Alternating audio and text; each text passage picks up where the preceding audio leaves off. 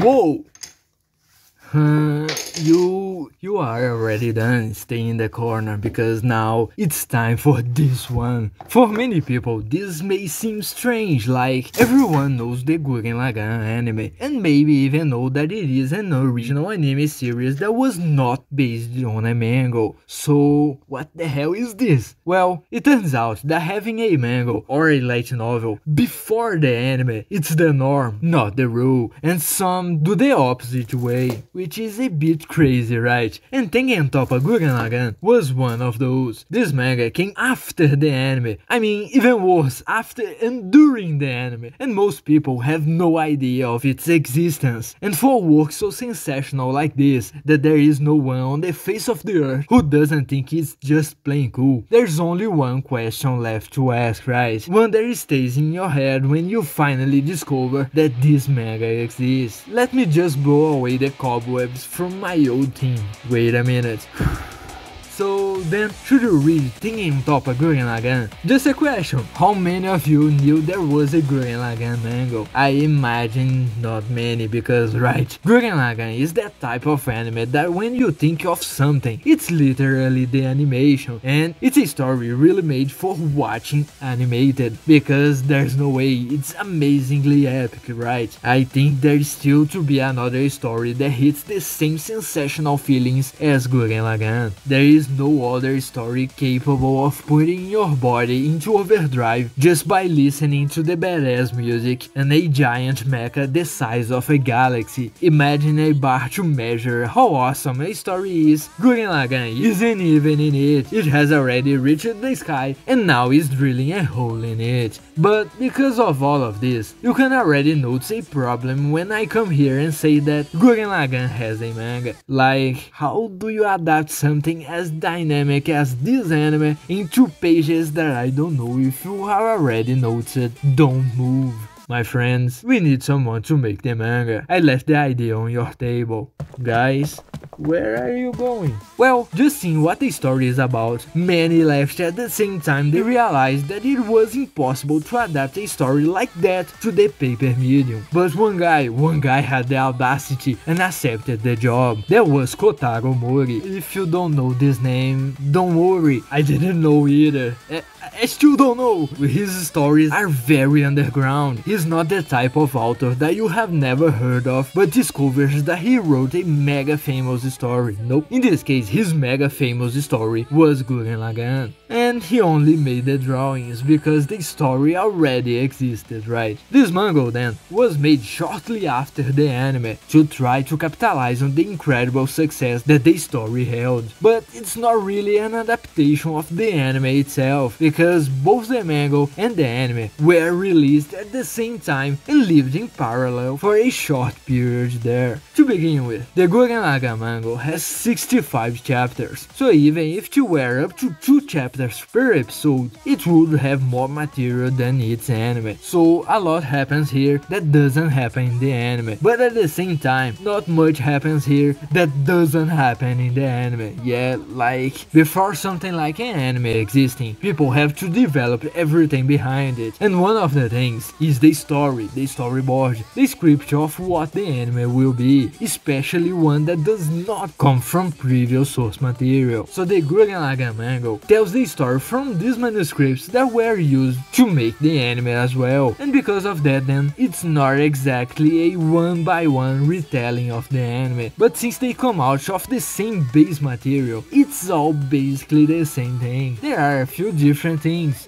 that appear more in the manga than in the anime, things that appear more in the anime than in the manga, and things that are also a little different from what happened in the animated version and in the manga version. Nia, for example, appears a little earlier in the manga's story. Adiane also appears a bit earlier and is explored a little more, and that's more or less what happens with all of the characters. The Black Brotherhood appears before the time it appears in the anime as well, because the manga doesn't have that much of a duration limit as the anime, so everyone gets a little more time to develop here. More backstories, extra moments in certain scenes, more speaking lines, that kind of thing. It's never something too different from the anime, you know, but it's something that goes on and helps to further develop the world of the work and give the characters more opportunities to show themselves, being for the good and in some points for the bad too. But at this point in the history of humanity, if you are watching this video and haven't watched the Gurren Lagann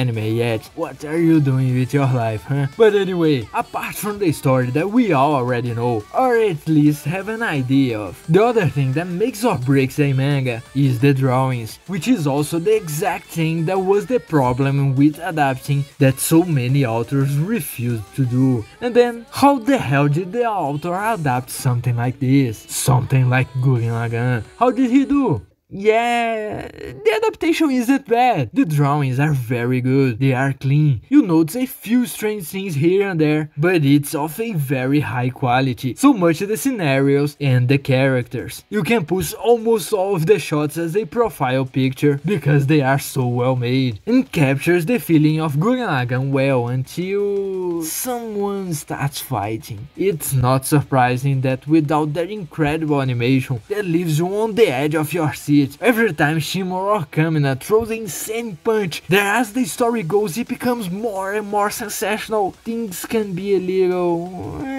in the end, maybe adapting all of this into a manga is perhaps too much to ask. The author tries, but it's really very difficult to understand what's happening outside of those incredible 2-page key scenes. It must be hell to draw the gamen from how complex they are. Now imagine making them fight. I don't envy the author's work at all in that regard, but the truth is that this really hinders the enjoyment and you simply can't reach the same heights of amazingness as the anime just because you have no idea of what's happening in the fight. Not that in the anime you understand much either, but you know what I'm trying to say, like, explain to me what's going on in this scene.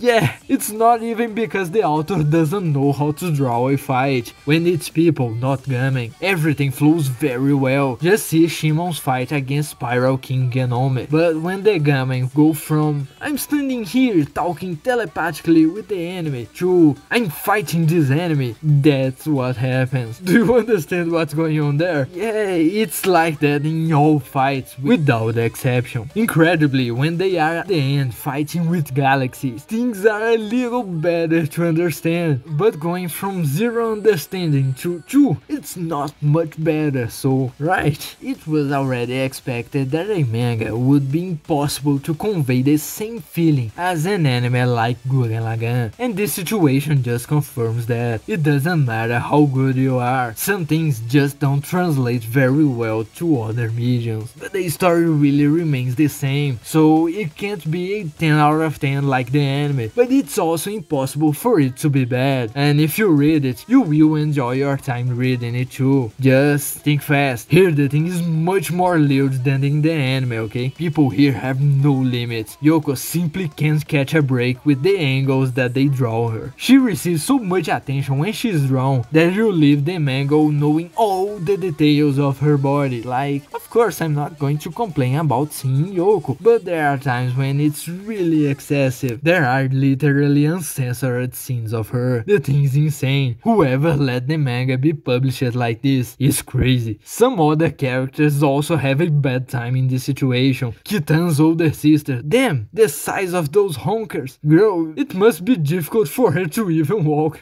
But whatever. The short stories that appear in the middle of the chapters by guest authors and such also have no limit. The people who put together this manga to publish are simply a bunch of weirdos. There's so many weird jokes that leaves you without understanding why that exists. It's bizarre, but there are some that make you do a little 2007 hasn't been that long for jokes to have such a different humor.